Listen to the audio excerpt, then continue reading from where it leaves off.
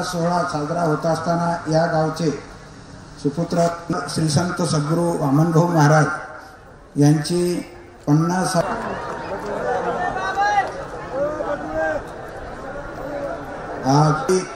बाबाचा जन्मोत्सव आणि जगदंबा मातेचा नवस म्हणून त्याही ग्रामस्थांची आणि मोठा देवस्थानची अतिशय प्रबल इच्छा दीप प्रज्वलन झालेला आहे।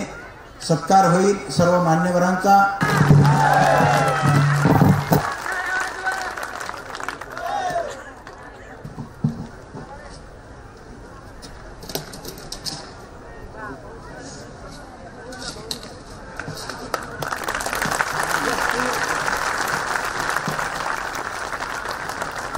तो सप्ताह गडावर 7 दिवस होईल। त्यापूर्वी फक्त आपल्याला कल्पना म्हणून 11 जानेवारी 2000 वामनभाऊ महाराज यांची श्री क्षेत्र देवनाथ गड या ठिकाणी अशाच साहेबांनी दत्तक घ्यावा याचा अर्थ हा समाज म्हणतात की हे जग एका स्त्रीने निर्माण केलेलं आहे, आदि पराशक्तीने निर्माण केलेलं आहे। ज्याच्या अंगी वैराग्य आहे आणि ज्याच्या कर्मात वैभव आहे तोच जीवनामध्ये पुढे जाऊ शकतो। कारण आपल्या समोर सोन्याच्या राशी जरी लावल्या तरी त्याला स्पर्श न करण्याचं वैराग्य जर कोणाकडून शिकायचं असेल तर ते वामनभाऊ कडून शिकावं। आणि आपल्या जीवनामध्ये एक वैभव असताना सगळी संपदा असताना देखील अत्यंत सर्वाचा त्याग करून या ईश्वराच्या मार्गाने जाण्याचं वैभवशाली परंपरा कोणाची तर ते भगवान बाबांची आहे।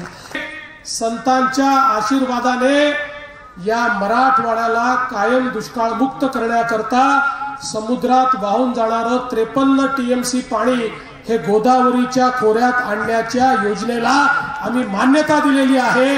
आता त्याचे आराखडे तयार होत आहेत आणि आमचा प्रयत्न आहे की या वर्षाच्या शेवटी किंवा पुढच्या वर्षी हे काम आम्ही सुरू करणार आहोत, ज्यातनं या मराठवाड्याला कायमचं दुष्काळ मुक्त करणार आहोत। आणि त्यासोबत आपल्याला माहिती आहे सुरक्षांना की या ठिकाणी 21 TMC पाणी हे मराठवाड्याला मिळायला हवं होतं, पण ज्यावेळी आम्ही निर्णय केला त्यावेळी लक्षात आलं की 7च TMC पाणी आहे, उरलेलं पाणी ऑलरेडी पळवलेलं आहे। पण आता काळजी करू नका, आता जे कृष्णा कोयनेला जो पूर येतो त्या पुराचं पाणी आम्ही वर्ल्ड बँकेच्या माध्यमातून वळण बंधाऱ्याच्या माध्यमातून या संपूर्ण परिसरामध्ये आणण्याच्या योजनेला मान्यता दिलेली आहे। आणि या मे महिन्यामध्ये त्याचं टेंडर देखील आम्ही काढतो, ज्यातनं हे सगळं पाणी त्या ठिकाणी आपण खऱ्या अर्थानं मराठवाड्याकडे आणू।